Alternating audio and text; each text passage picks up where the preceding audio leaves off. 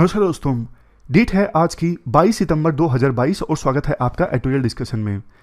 3 issues आज हम detail से डिस्कस करेंगे, 2 हिंदू के और 1 टाइम्स ऑफ इंडिया का।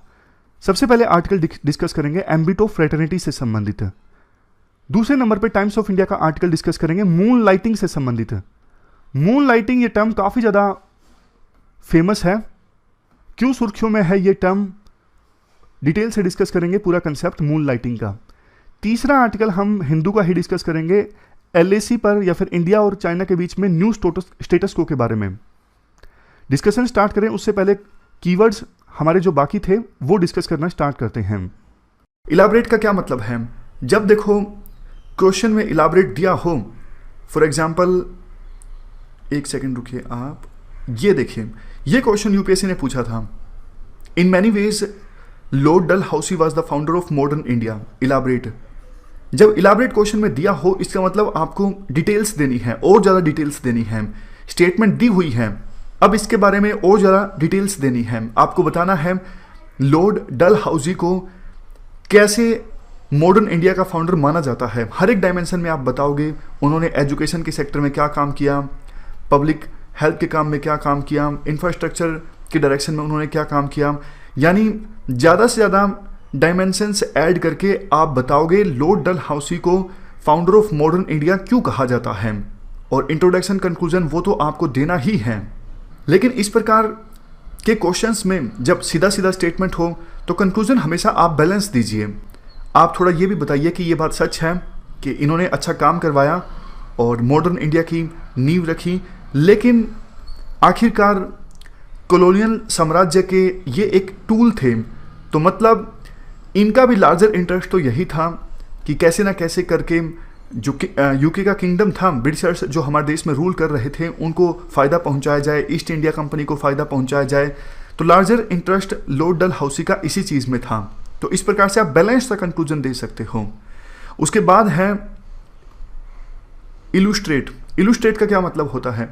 इलुस्ट्रेट जब आ जाए तो आपको एक्सप्लेन करना है, किसी चीज़ की वर्किंग को एक्सप्लेन करना है एग्जाम्पल्स के साथ और स्टैटिस्टिक्स के साथ, जिससे कि आपके आंसर में और ज़्यादा वेट ऐड हो जाए। एग्जाम्पल देखिए, ये क्वेश्चन यूपीएससी ने पूछा था, कन्फ्लिक्ट ऑफ इंटरेस्ट से आपका क्या मतलब है? Illustrate with examples. जब भी इलुस्ट्रेट आएगा तो उसके साथ आंसर लिखा होगा, यानी आपको क्वेश्चन का आंसर तो देना ही देना है, लेकिन आपको वर्किंग एक्सप्लेन करनी है और आपको ज़्यादा से ज़्यादा एग्जाम्पल्स देने हैं। आपको स्टैटिस्टिक्स अगर संभव हो तो उनके बारे में बताना है। जब भी इलुस्ट्रेट आएगा तो आपको एग्जाम्पल्स जरूर लिखने हैं। नेक्स्ट कीवर्ड है एनालाइज या फिर क्रिटिकली एनालाइज। एनालाइज और क्रिटिकली एनालाइज में कोई खास डिफरेंस वैसे होता नहीं है। होता क्या है, जब क्वेश्चन में एनालाइज पूछा जाए, मान लीजिए ये क्वेश्चन है यूपीएससी ने पूछा हुआ है, terrorism is emerging as a competitive industry over the last few decades. इसमें एनालाइज है, बाद में एनालाइज द अबाउ स्टेटमेंट।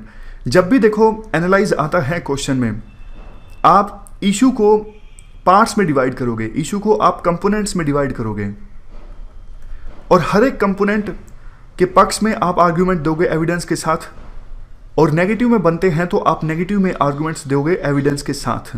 समझ गए? जैसे टेररिज्म एक इशू है, कॉम्पिटिटिव इंडस्ट्री बनता जा रहा है, इसमें काफ़ी सारे कंपोनेंट्स आ जाते हैं। For example financing of terrorism, radicalisation और स्टेट सपोर्ट ऑफ फैक्टर्स, जैसे पाकिस्तान सपोर्ट करता है टेररिज्म को, और विभिन्न टेररिस्ट ऑर्गेनाइजेशंस के बीच जो कंपटीशन देखने को मिलता है, जैसे आईएसआईएस और तालिबान के बीच अफ़गानिस्तान में। तो ये सारे एक बार आपने पार्ट्स में डिवाइड कर दिया, मतलब टेररिज्म के मुद्दे को, ये स्टेटमेंट को, इशू को आपने कंस्टिट्यूएंट्स में डिवाइड कर दिया, पार्ट्स में डिवाइड कर दिया, तो उसके बाद हर एक के पक्ष में आप आर्ग्यूमेंट दोगे, अगर खिलाफ बनते हैं तो खिलाफ में आर्ग्यूमेंट दोगे। समझ गए? ये करना है। एनालाइज का मतलब जो भी इशू है उसको आप पार्ट्स में डिवाइड करोगे, और पार्ट्स में डिवाइड करने के बाद यानी डायमेंशंस में डिवाइड करने के बाद आप पक्ष में और खिलाफ आर्ग्यूमेंट्स दोगे। नेक्स्ट है एसेस। जब भी देखो क्वेश्चन में एसेस आ जाता है, फॉर एग्जाम्पल ये यूपीएससी ने पूछा था, assess the importance of accounts of Chinese and Arab travellers in the reconstruction of history of India.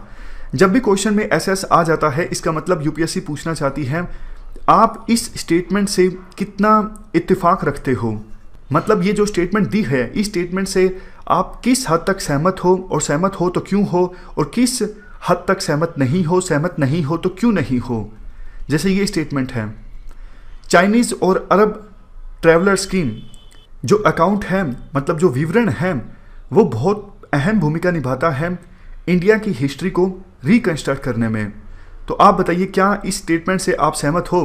तो आप बताओगे कि हाँ, उन्होंने बहुत अच्छी चीज़ें बताई इंडिया के लिए, और इससे हमें क्रोनोलॉजिकल ऑर्डर पता लगता है, हमें ये पता लगता है कि उस समय सोसाइटी कैसी थी।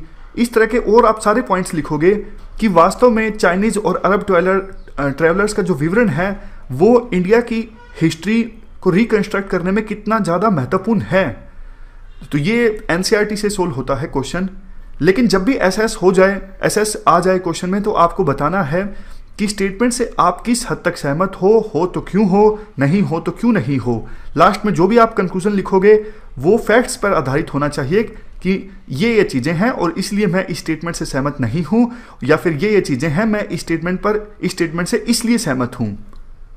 नेक्स्ट कीवर्ड है कंपेयर। अगर कंपेयर कभी आ जाए, कंपेयर जब भी आ जाए, देखो आपको सिमिलरिटीज़ और डिफरेंसेस को आइडेंटिफाई करना है दो फेनोमेनन के बीच। कई बार दो से अधिक फेनोमेनन भी होते हैं, और जब आप सिमिलरिटीज़ और डिफरेंसेस को लिखोगे तो अगर आपको लगता है कि ये डिफरेंसेस ज़्यादा इंपॉर्टेंट हैं और कुछ तो वैसे ही हैं, तो आप बताओगे कि ये डिफरेंसेस या फिर ये सिमिलरिटीज़ ज़्यादा इंपॉर्टेंट हैं।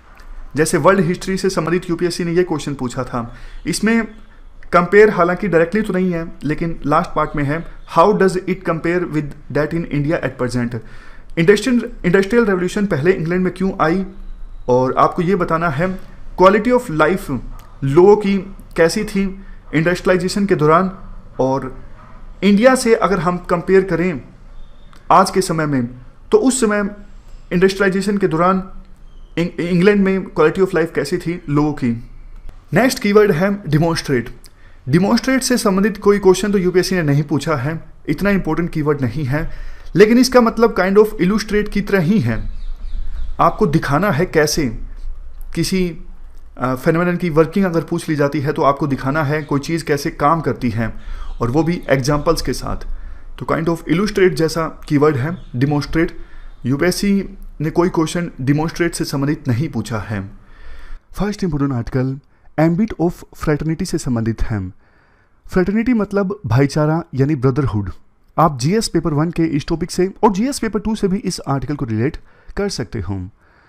देखो, शुरुआत में आर्टिकल में ये कहा जाता है कि डॉक्टर BR अम्बेडकर ने एक बार कॉन्स्टिट्यूट असेंबली की डिबेट्स में 1949 में कहा था, ये जो 3 कीवर्ड्स हैं ना, लिबर्टी, इक्वलिटी और फ्रेटर्निटी, ये तीनों कीवर्ड्स स्लोगन थे। बताइए कौन से रेवोल्यूशन के? फ्रेंच रेवोल्यूशन के। बिल्कुल ठीक सोचा आपने। तो BR अम्बेडकर कहते हैं इन तीनों को देखो एक साथ, आपको देखना होगा। तीनों वर्ड्स एक साथ डेमोक्रेसी की नींव है। अगर आप इन कीवर्ड्स को अलग अलग करके देखोगे ना, तो फिर पूरा पर्पस डिफीट हो जाएगा डेमोक्रेसी का। हमारे संविधान में ये तीनों कीवर्ड्स हैं। यहां पर देखिए, प्रियम्बल अगर आपने देखा होगा, जाहिर तौर पे देखा ही होगा, लिबर्टी, इक्वेलिटी और फ्रेटर्निटी तीनों कीवर्ड्स हैं। अब देखो, सबसे बड़ा क्वेश्चन ये उठता है, लिबर्टी और इक्वेलिटी का मतलब तो हमें पता है। लिबर्टी का सिंपल मतलब है फ्रीडम, जैसे liberty to adopt any new profession, मतलब आज़ादी हो कोई नया प्रोफेशन एडोप्ट करने की। इक्वेलिटी का मतलब भी आपको पता है, समानता। लेकिन फ्रेटर्निटी का क्या मतलब है? हिंदी मतलब तो आपको पता है, चलो भाईचारा, ब्रदरहुड। वैसे अगर आपसे कोई डेफिनेशन पूछी जाए कि फ्रेटर्निटी की डेफिनेशन बताइए, तो आप क्या बताओगे? देखो, कोई एग्जैक्ट डेफिनेशन नहीं है। फ्रेंच रेवोल्यूशन के बाद ये टर्म डिफाइन की गई थी, फ्रेटर्निटी। इसका मतलब ये है, आप ऐसा कुछ दूसरों के साथ मत करिए जो कि आपको लगता है कि कोई आपके साथ ऐसा ना करे। जैसे मैं आपको एग्जांपल देके बताता हूं। अगर आपको लगता है ना कि आपको कोई गाली ना दे, तो आप भी किसी दूसरे पर्सन को गाली मत दीजिए। आपको लगता है ना कि कोई दूसरा पर्सन मेरे साथ ऊंची आवाज में बात ना करे, तो आप भी किसी दूसरे पर्सन के साथ ऊंची आवाज में बात मत करिए। हालांकि देखो, ये डेफिनेशन भी इतनी ज्यादा क्लियर नहीं है, थोड़ी वेग है, और राइटर भी इस बात को मानते हैं। राइटर कहते हैं, जनरली देखो फ्रेटर्निटी को ना एज ए इमोशन के तौर पे देखा जाता है रेदर देन ए प्रिंसिपल। और हमारे संविधान निर्माता भी इस बात को समझते थे, तभी देखो उन्होंने प्रियम्बल में ना फ्रेटर्निटी वर्ड को एक क्लियर कंटेक्स्ट प्रोवाइड करने की कोशिश की। आप यहां पर देखिए, फ्रेटर्निटी वर्ड के बाद क्या लिखा हुआ है, fraternity assuring the dignity of individual and the unity and integrity of nation. मतलब इसका ये है, देश में ऐसा भाईचारा हो, सिटीजन्स के बीच में ऐसा ब्रदरहुड हो कि इससे हर एक इंडिविजुअल को डिग्निटी मिले और देश में यूनिटी एंड इंटीग्रिटी भी और ज़्यादा स्ट्रोंग हो।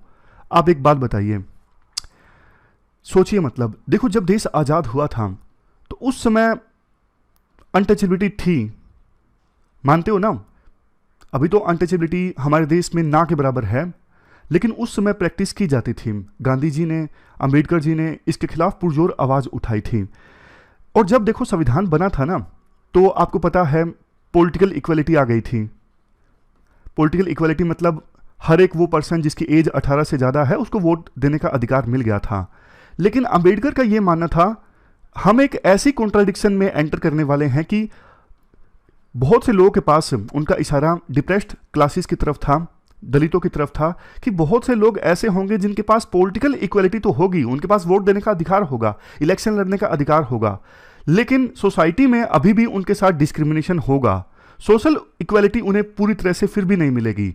हालांकि इसका प्रोविजन किया गया था, आर्टिकल 17 में अनटचेबिलिटी को खत्म कर दिया गया था। बावजूद इसके देखो कुछ लोग ऐसे थे जो डिप्रेस्ड क्लासेस को, दलितों को इक्वल स्टेटस देने के लिए तैयार नहीं थे। इसीलिए अंबेडकर का कहना था पॉलिटिकल इक्वलिटी तो उन्हें मिल जाएगी लेकिन सोशल इक्वलिटी नहीं मिलेगी अभी भी। तो उसी को ध्यान में रखते हुए ये बात बोली गई थी कि फ्रेटर्निटी यानी देश के सिटीजन्स आपस में ऐसा भाईचारा बनाएंगे कि सबकी डिग्निटी इंश्योर होगी। मतलब कोई किसी के साथ डिस्क्रिमिनेशन नहीं करेगा, गलत व्यवहार नहीं करेगा जिससे उसकी डिग्निटी हर्ट हो। और देखो आपस में अगर देश के सिटीजन्स डिवाइडेड रहेंगे कास्ट के नाम पे या फिर किसी दूसरे आइडेंटिटी के आधार पर, तो देश में कैसे यूनिटी और इंटीग्रिटी आ सकती है ऐसी सिचुएशन में। तभी ये बात बोली गई थी प्रियम्बल में कि fraternity assuring the dignity of individual and the unity and integrity of the nation. बाद में देखो फंडामेंटल ड्यूटीज आई 1976 में, जब 42nd अमेंडमेंट हुआ था ना, तो फंडामेंटल ड्यूटीज इंट्रोड्यूस की गई थी संविधान में आर्टिकल 51A में। तो 51A में जितनी फंडामेंटल ड्यूटीज है ना, उसमें से एक फंडामेंटल ड्यूटी है कि ये हर एक सिटीजन की ड्यूटी है to promote harmony and spirit of common among all people of India. मतलब हमारे देश में जो इतनी ज़्यादा डाइवर्सिटी है ना, अलग अलग धर्म भाषा बोलने वाले लोग हैं, अलग अलग रीजन में अलग अलग कास्ट के लोग हैं, तो हर एक सिटीजन का कर्तव्य बनता है सबके साथ हार्मनी को प्रमोट करना और स्पिरिट ऑफ कॉमन को प्रमोट करना। तो ये फंडामेंटल ड्यूटी है। अब देखो यहाँ पर एक चीज़ साफ हो जाती है कि देश में फ्रेटर्निटी को प्रमोट करना ये जिम्मेदारी सिर्फ स्टेट की नहीं है, ये जिम्मेदारी, ये रिस्पॉन्सिबिलिटी हर एक सिटीजन की भी है, क्योंकि फंडामेंटल ड्यूटी में भी ये बात बोली गई है। इसके बाद राइटर ये बोलते हैं, देखो इनइक्वालिटी से ना फ्रेटर्निटी पर नेगेटिव इंपैक्ट पड़ता है। अगर देश में इनइक्वालिटी ज़्यादा है तो फ्रेटर्निटी भी प्रभावित होती है, फ्रेटर्निटी कमज़ोर होती है। लेकिन हमारे देश में इनइक्वालिटीज़ काफ़ी ज़्यादा हैं, अलग अलग रीजन में इनइक्वालिटी है। देखो कई स्टेट्स बहुत ज़्यादा गरीब हैं, अंडर डेवलप्ड हैं, कुछ स्टेट्स अमीर हैं। साउथ इंडिया में पर कैपिटा इनकम ज़्यादा मिलेगी अगर अलग से काउंट करोगे। नॉर्थ इंडिया में या फिर नॉर्थ ईस्ट में आपको कम मिलेगी पर कैपिटा इनकम।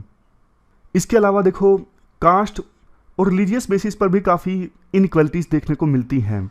जैसे रिलीजियस माइनॉरिटीज़ इंडिया में, फॉर एग्जांपल मुस्लिम्स, उनमें आप ह्यूमन डेवलपमेंट इंडिकेटर्स के आधार पर अगर देखोगे ना, तो मुस्लिम माइनॉरिटीज़ की डेवलपमेंट दूसरी कम्युनिटीज़ की अपेक्षाकृत कम है। एजुकेशन का लेवल भी आपको कम मिलेगा। वैसे देखो जो सोशियोलॉजिस्ट है ना, उन्होंने 9 कैटेगरीज ऑफ पीपल को आइडेंटिफाई किया है जो ना सोशली, पॉलिटिकली और इकोनॉमिकली एक्सक्लूडेड हैं। जैसे एग्जाम्पल के तौर पे दलित्स, आदिवासी, वुमेन और रिलीजियस माइनॉरिटीज़, ये एग्जाम्पल्स हैं। जब देश आज़ाद हुआ था ना, तो उस समय देखो देश इतनी ज़्यादा डाइवर्सिटी से घिरा हुआ था, तो एक प्रकार से डर भी लग रहा था कि हमारे संविधान निर्माताओं को कि देश टूट ना जाए। मतलब इवन वेस्टर्न स्कॉलर्स भी ना बहुत बड़े बड़े दावे कर रहे थे कि इंडिया में इतनी सारी डाइवर्सिटीज़ हैं, इंडिया एकजुट रह ही नहीं सकता। वो तो बोल रहे थे बस इंडिया टूट जाएगा, बहुत सारे टुकड़ों में बट जाएगा। इवन देखो ऐसा नहीं होता, वो बोला करते थे अभी टूटा इंडिया, अभी टूटा, बस 2 साल की बात है, अभी इंडिया के टुकड़े हो जाएंगे। जब नेहरू की डेथ हुई थी तब वो बोलने लगे कि बस नेहरू ने संभाल के रखा था, अब देखना इंडिया के टुकड़े हो जाएंगे, अब जो नए लीडर्स आएंगे वो इतने मेच्योर नहीं है, वो इंडिया को एकजुट नहीं रख सकेंगे। लेकिन इंडिया जिस प्रकार से एकजुट रहा ना, वो पूरे वर्ल्ड के लिए एग्जाम्पल है। B.R. अम्बेडकर ने ना कुछ कंडीशंस बताई थी जिसके आधार पर हमारे देश में डेमोक्रेसी ठीक ढंग से वर्क करेगी। ये कुछ कंडीशंस हैं जो आप यूज़ कर सकते हो ऐसे में भी और जीएस आंसर राइटिंग में भी। डेमोक्रेसी के बारे में कुछ लिखना हो तब भी आप इनका इस्तेमाल कर सकते हो। सबसे पहले एब्सेंस ऑफ ग्लेयरिंग इनइक्वालिटीज़, ज़्यादा इनइक्वालिटीज़ नहीं होनी चाहिए धर्म के आधार पर, जाति के आधार पर, इनकम के आधार पर। Presence of an opposition, opposition की प्रेजेंस होनी चाहिए। आज के समय में थोड़ी ख़राब कंडीशन चल रही है अपोजिशन की, हालांकि राहुल गांधी अभी भारत जोड़ो यात्रा लीड कर रहे हैं। ओपोजिशन देखो होना चाहिए, चाहे किसी भी पार्टी का हो। ओपोजिशन होता है तो सरकार की अकाउंटेबिलिटी फिक्स करती है, अदरवाइज ना कोई भी सरकार हो किसी भी पार्टी की हो, उसमें ना बहुत ज़्यादा एरोगेंस आ जाता है। एरोगेंस आ जाता है तो फिर वो जनता के राइट्स पर ध्यान नहीं देते। हमारे देश की बात नहीं है, नॉर्मल चीज़ है, हर एक पॉलिटी में ये बात लागू होती है। ओपोजिशन का होना बहुत ज़रूरी है। Next, equality of law and administration. उसके बाद कॉन्स्टिट्यूशनल मोरालिटी का होना, मतलब जो भी कानून बने, रूल बने, कॉन्स्टिट्यूशनल वैल्यूज़ का ख्याल रखना जरूरी है। यूपीएससी ने क्वेश्चन भी पूछा था कॉन्स्टिट्यूशनल मोरालिटी के आधार पर। इसके बाद नेक्स्ट, टायरनी नहीं होनी चाहिए मेजोरिटी की माइनॉरिटी के ऊपर। मतलब B.R. अम्बेडकर ने इस पॉइंट में कहा था मेजोरिटेरियनिज्म नहीं होना चाहिए कि जो मेजोरिटी कम्युनिटी है उसी के चले हर इशू पर। नेक्स्ट, मोरल ऑर्डर होना चाहिए सोसाइटी में और जनता में कंसाइंस भी होनी चाहिए। तो ये सारी चीज़ें अम्बेडकर ने बताई थी, डेमोक्रेसी की सक्सेसफुल वर्किंग के लिए बहुत ज़्यादा ज़रूरी हैं और ये जो चीज़ें हैं वो आज भी रेलेवेंट हैं। तो ये पूरा आर्टिकल हमने डिस्कस किया, चलते हैं आगे। इसके बाद नेक्स्ट आर्टिकल मून लाइटिंग से संबंधित है। आप जीएस पेपर 3 में एम्प्लॉयमेंट और जीएस पेपर 4 एथिक्स से भी इस आर्टिकल को रिलेट कर सकते हो। देखो मून लाइटिंग का कंसेप्ट मैं आपको बताता हूँ एग्जाम्पल के साथ में। मान लीजिए एक एम्प्लॉय है महेश, टीसीएस के लिए काम करता है महेश, और जब टीसीएस को ज्वाइन किया था ना तो उस समय टीसीएस के कॉन्ट्रैक्ट में ये लिखा गया था कि महेश जब तक हमारे साथ काम कर रहा है तब तक कोई एक ही साथ किसी दूसरी कंपनी के लिए काम नहीं कर सकता। लेकिन महेश को पैसों की आवश्यकता थी। महेश टीसीएस की जॉब खत्म करने के बाद रात को और सैटरडे संडे किसी दूसरी कंपनी के लिए भी काम करने लगता है और महेश ने इसके बारे में टीसीएस को बताया भी नहीं है। तो ये है मून लाइटिंग, मतलब आप चोरी छुपे कोई दूसरी जॉब भी कर रहे हो एक ही साथ बिना बताए, तो ये मून लाइटिंग है। अब देखो कुछ लोग ये बोलते हैं ये गलत है बहुत ज़्यादा। किस सेंस में गलत है मैं आपको बताता हूँ, गलत किस सेंस में है। मान लीजिए महेश ने पहली तो बात कॉन्ट्रैक्ट का वायलेशन किया, टीसीएस को बिना बताए दूसरी जगह वो जॉब कर रहा है, वो भी चोरी छुपे। दूसरी चीज देखो बहुत ज्यादा गलत तब हो जाती है, मान लीजिए महेश टीसीएस की ही राइवल कंपनी के साथ में काम कर रहा है। टीसीएस की राइवल कंपनी कौन है? टेक महिंद्रा मान लीजिए, विप्रो, इन्फोसिस, ये टीसीएस की राइवल कंपनीज हैं। तो इनमें से किसी के साथ में महेश काम कर रहा है, ये तो देखो और भी ज़्यादा गलत हो जाता है। हो सकता है फिर महेश टीसीएस की जॉब के दौरान जो कॉन्फिडेंशियल चीज़ें हैं वो टीसीएस की राइवल कंपनी के साथ में शेयर कर ले, तो ये अनएथिकल है। कुछ कॉर्पोरेट लीडर्स के अनुसार, जैसे विप्रो के लीडर हैं अजीज प्रेम जी, उन्होंने हाल ही में ट्विटर में कहा था मैं मून लाइटिंग के सख्त खिलाफ हूं, ये तो एक प्रकार से धोखा है जो एम्प्लॉई अपनी पेरेंट कंपनी के साथ में कर रहा है। तो इसीलिए विप्रो ने ना अपने 300 एम्प्लॉयज को निकाल दिया, उनके ऊपर आरोप लगे थे मून लाइटिंग के। बहुत सारे जो दूसरे लीडर्स हैं ना इंडस्ट्री के, जैसे टीसीएस के सीईओ हैं, उन्होंने भी कहा कि मून लाइटिंग गलत है। हालांकि देखो कुछ सीईओज का ये मानना है आज के समय में ना सिचुएशन काफ़ी चेंज हो रही है, तो बदलती सिचुएशन के हिसाब से हमें मून लाइटिंग को अलाउ करना चाहिए। क्योंकि देखो आज के समय में ना गिग वर्क बहुत चलता है, प्रोजेक्ट बेसिस पे काम, जैसे Zomato Swiggy workers per day के हिसाब से काम करते हैं, उसमें भी उनकी मर्जी है 4 घंटे काम करें। हालांकि कंपनीज इन्हें इंसेंटिव देती हैं कि लगातार 12 घंटे काम करोगे तो आपको इंसेंटिव मिलेगा, फिर भी उनकी मर्जी है, अगर वो इंसेंटिव को इग्नोर कर दें तो उनकी मर्जी है। तो ना आज की जो जनरेशन है ना आईटी इंडस्ट्री में, उनको भी ना लगता है कि प्रोजेक्ट बेसिस पे काम करना ज़्यादा सही है। अगर उन्होंने टीसीएस का प्रोजेक्ट ले रखा है तो उसी समय अगर वो कोई दूसरा प्रोजेक्ट भी ले लेते हैं तो इसमें कुछ गलत नहीं है। तो कई सारी कंपनीज के सीईओज को कहना है कि बदलती जनरेशन की जो सोच है वो अलग है, आगे प्रोजेक्ट बेसिस पे काम होगा ना कि परमानेंट एम्प्लॉयमेंट होगा, तो इसलिए मून लाइटिंग को हमें अलाउ करना चाहिए। इसमें देखो एक दिक्कत ये भी है, दिक्कत ये है कि आज के समय में ना स्किल्ड वर्कर्स का मिलना मुश्किल हो गया है। वैसे हमारे देश में एम्प्लॉयमेंट बहुत ज़्यादा, अनएम्प्लॉयमेंट बहुत ज़्यादा है, लेकिन देखो दुख की बात यह है स्किल्ड लोग मिल नहीं रहे हैं अच्छी अच्छी कंपनीज को। अब कोडिंग वाले लोग कम हैं, जिस प्रकार की स्किल चाहिए टीसीएस, इन्फोसिस, विप्रो, इन सब कंपनीज को उस स्किल वाले लोग कम मिल रहे हैं। तो अगर कोई स्किल वाला पर्सन उन्हें छोड़ के चला जाता है ना, तो उन्हें दुख होता है। जैसे एक सीईओ ने ना हाल ही में बताया था कि कोई पर्सन जिससे मेरी बात चल रही थी कि हाँ उन्हें आना है, उनका रिक्रूटमेंट जो टर्म्स हैं वो भी फिक्स हो गई थी, काफ़ी समय से बात हमने चलाई, रिक्रूटमेंट के लिए हमारी एनर्जी इन्वेस्ट हुई, लेकिन आखिरी के 10 मिनट में उस एम्प्लॉय ने इनकार कर दिया। हालांकि देखो ये अनएथिकल नहीं है, क्योंकि एम्प्लॉय अपना फ़ायदा देखेगा ना, मतलब जिसके पास स्किल है वो अपना फ़ायदा देखेगा। बेशक वो उसने 10 मिनट में इनकार किया, कहीं और उसको बेटर टर्म्स मिल रही थी, ज़्यादा सैलरी मिल रही थी, तो वो वहीं ज्वाइन करेगा। बट देखो कंपनीज के हिसाब से देखें तो भी ये गलत है, क्योंकि आपने किसी में एनर्जी इन्वेस्ट की है, रिक्रूटमेंट में जो काम करने के टर्म्स हैं वो सारे फिक्स हो गए हैं, बहुत एनर्जी आपने इन्वेस्ट की, लेकिन आखिरी मोमेंट पर उस पर्सन ने आपको इनकार कर दिया जब आपको लग रहा था कि सब कुछ अब फिक्स हो चुका है, तो उनके हिसाब से भी देखें तो थोड़ा सा गलत है।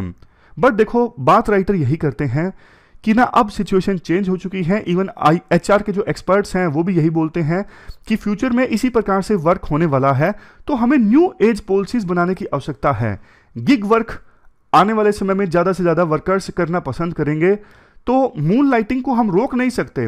अगर एम्प्लॉय एक ही समय में 2 जगह काम करेगा ना, तो उसे हम रोक नहीं सकते, बट हम थोड़ा उनके लिए चीज़ें आसान बना सकते हैं कि आप हमारी राइवल कंपनीज को नहीं ज्वाइन कर सकते, या फिर अगर आपको दूसरी जगह काम भी करना है तो आप हमें साफ साफ बताइए दूसरी जगह पे क्या प्रोजेक्ट कर रहे हो, ताकि फिर हम डिसाइड कर सकें कि हम आपसे काम करवाना चाहते हैं या फिर नहीं करवाना चाहते हैं। बट देखो इस पूरे आर्टिकल से, इस पूरे इशू से एक एसेंस तो हम निकाल सकते हैं जाहिर तौर पर कि जो अभी आईटी इंडस्ट्री से खास करके लीडर्स हैं ना, वो मून लाइटिंग को पसंद नहीं कर रहे हैं, लेकिन एम्प्लॉयज मानते हैं कि इसमें कुछ भी अनएथिकल नहीं है, क्योंकि हमें देखो एक निश्चित आवर्स में जॉब करनी है टीसीएस में, फॉर एग्जांपल 9 से 6। अगर कोई अपना रात का समय किसी दूसरी कंपनी को दे रहा है या फिर सैटरडे संडे किसी दूसरी को कंपनी को दे रहा है, तो इसमें ऐसा नहीं है ना कि हमने टीसीएस के प्रति बेरुखी दिखाई है। जितने आवर्स टीसीएस के लिए काम करना था उतने आवर्स तो हमने दिए हैं ना। लेकिन एम्प्लॉयर के दृष्टिकोण से देखें तो वो इसलिए गलत है क्योंकि देखो बात सिर्फ घंटों की नहीं होती, काम कई बार ऑफिस में कम ज़्यादा भी होता है। तो वो अब जब जरूरत पड़ेगी कंपनी को तो एम्प्लॉय बोल देगा कि नहीं मैं आज ज़्यादा नहीं दे सकता, वो एक्सक्यूज देगा कि मुझे कहीं और जाना है, वास्तव में उसे किसी दूसरी और कंपनी के लिए काम करना है। नॉर्मल सिचुएशन में कंपनी को जरूरत पड़ी है तो एम्प्लॉय काम कर देगा, आज थोड़ा एक्स्ट्रा टाइम देना है तो एम्प्लॉय दे देगा, लेकिन वो दूसरी जगह काम कर रहा होगा तो कंपनी को कभी एक्स्ट्रा टाइम नहीं दे सकेगा, जरूरत पड़ेगी तब भी। तो ये सारे इश्यूज हैं जो हमने मून लाइटिंग के बारे में डिस्कस किए। बट आने वाले समय में वर्क का नेचर जरूर चेंज होगा और इसके लिए सभी कॉर्पोरेट ग्रुप्स को, इंडस्ट्रियल लीडर्स को तैयार रहना होगा। तो ये पूरा आर्टिकल हमने डिस्कस किया मून लाइटिंग के बारे में। चलते हैं आगे। इसके बाद next article India China relations में नई इक्वेशंस से संबंधित है। आप जीएस पेपर 3 के इस टॉपिक से आर्टिकल को रिलेट कर सकते हो। देखो 2020 में ना चाइना की ट्रूप्स एलएसी पर 7 पॉइंट्स पर आगे आ गई थी, अब 5 पॉइंट्स पर तो सहमति बन चुकी है। हाल ही में यानी पिछले हफ्ते एक और पॉइंट पर सहमति बनी डिसएंगेजमेंट की, मतलब उस पॉइंट पे दोनों देशों की जो फोर्सेस हैं पीछे चली जाएंगी। जिस पॉइंट पर हाल ही में सहमति बनी वो है patrolling point 15 hot spring Gogra post, ये जो पॉइंट है। लेकिन देखो जिन पॉइंट्स पर अभी भी दोनों देशों की फोर्सेस आमने सामने हैं वो है देप्सांग। अब दिक्कत देखो ये भी है कि पेट्रोलिंग पॉइंट 15 पर जो सहमति बनी है ना उसको बफर जोन बना दिया गया है। अब आरोप ये है कि पहले इंडिया की फोर्सेस वहां पे आसानी से पेट्रोलिंग करती थी लेकिन अब नहीं कर पाएंगी। बफर जोन बनाने की वजह से एक लोकल काउंसलर ने यह दावा किया था कि अब जो लोकल सिटीजन्स हैं पशुओं को चराने के लिए वहां पे नहीं जा सकेंगे, पहले जाते थे। और देखो मान लीजिए दो जो बचे हुए पॉइंट्स हैं वहां पर भी सहमति बन गई, जैसे देप्सांग है यहां पर, तो भी देखो ऐसा नहीं है कि 2020 से पहले जो सिचुएशन थी इंडिया और चाइना के बीच में वही सिचुएशन फिर से आ जाएगी। नहीं, पहले जो एग्रीमेंट्स थे बहुत सारे वो अब काइंड ऑफ ठंडे बस्ते में चले गए हैं। पहले तो इस प्रकार के एग्रीमेंट थे कि दोनों देशों की फोर्सेस आमने सामने आ भी जाएंगी तो अपना विरोध रजिस्टर करवाएंगी और उस पॉइंट से दोनों देशों की फोर्सेस पीछे चली जाएंगी, गोली का इस्तेमाल नहीं होगा। लेकिन अब वो सिचुएशन नहीं रह जाएगी इंडिया और चाइना के रिलेशंस में। जब देखो ये क्राइसिस पैदा हुए ना गलवान वैली की घटना के बाद, मतलब जब चाइना की फोर्सेस हमारे अंदर एंटर कर गई थी, तब के बाद से ना दोनों देशों ने मास डिप्लॉयमेंट किया है फोर्सेस का LAC पर। परमानेंट स्ट्रक्चर भी काफ़ी बनाए गए हैं दोनों देशों के द्वारा ताकि युद्ध की सिचुएशन में फोर्सेस को जल्दी से मोबिलाइज किया जा सके।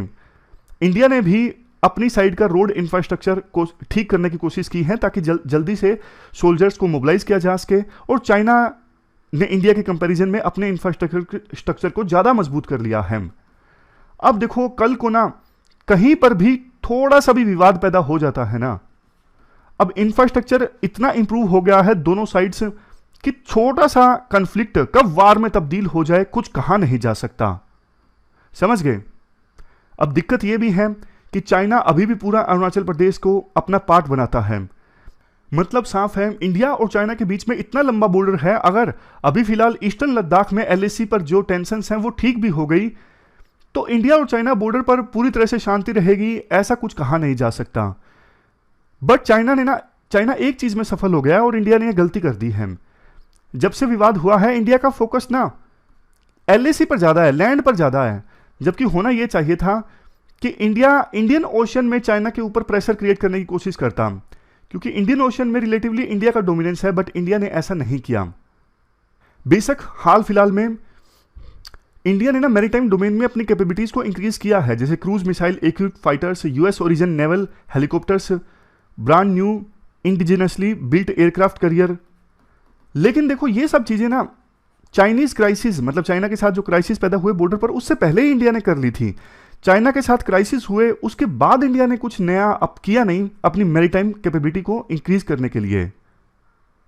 बट देखो राइटर ये बोलते हैं चाइना इंडिया को ना लैंड तक ही रखना चाहता है, बट इंडिया ये गलती ना करे। इंडियन ओशन में इंडिया चाइना के ऊपर प्रेशर क्रिएट कर सकता है, तो हमें ना इंडियन ओशन में अपनी कैपेबिलिटीज को इंक्रीज करना होगा। अगर लैंड पर चाइना मजबूत है तो कम से कम इंडियन ओशन में इंडिया चाइना से कम नहीं आता। बेशक बहुत ज़्यादा नहीं है लेकिन आसानी से मुकाबला कर सकता है, और इंडिया के पास में ना स्ट्रेटेजिक एडवांटेज है इंडियन ओशन में। पूरा इंडियन ओशन पर इंडिया का इन्फ्लुएंस है। चाइना का कोई भी शिप या फिर चाइना की सबमरीन तक आए तो वो इंडिया की नज़र से बच नहीं सकती। कम से कम ऐसी कैपेबिलिटी इंडिया में है, इंडिया की नेवल फोर्स में है। लास्ट में डायरेक्टर एक चीज़ देखो ये बोलते हैं, अभी मान लीजिए यहाँ पे ना डिसएंगेजमेंट हो गया बॉर्डर पर, तो इंडिया को ना कंफर्ट जोन में नहीं चले जाना है। उसके बाद में पता लगे इंडिया को कि हाँ जब तक विवाद था तभी थोड़ा अपना मॉडर्नाइजेशन पे ध्यान दिया, उसके बाद भूल गए। भैया जिस प्रकार की सिचुएशन है ना बॉर्डर पर, कभी भी कॉन्फ्लिक्ट पैदा हो सकता है इंडिया और चाइना के बीच में।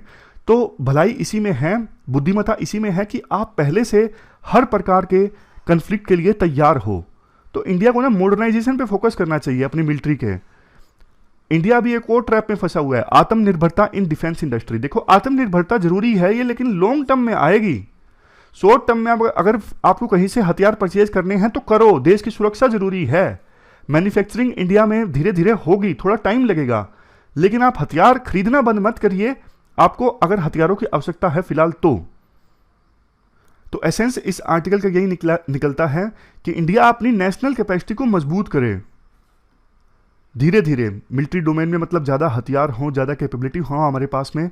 तब देखो दुश्मन देश भी डरता है कि इंडिया के पास इतनी कैपेबिलिटी है। डेटरेंस क्रिएट होता है, डर पैदा होता है दूसरे देश में कि हम अगर इंडिया पे हमला भी करते हैं तो इंडिया उसका जवाब जरूर देगा।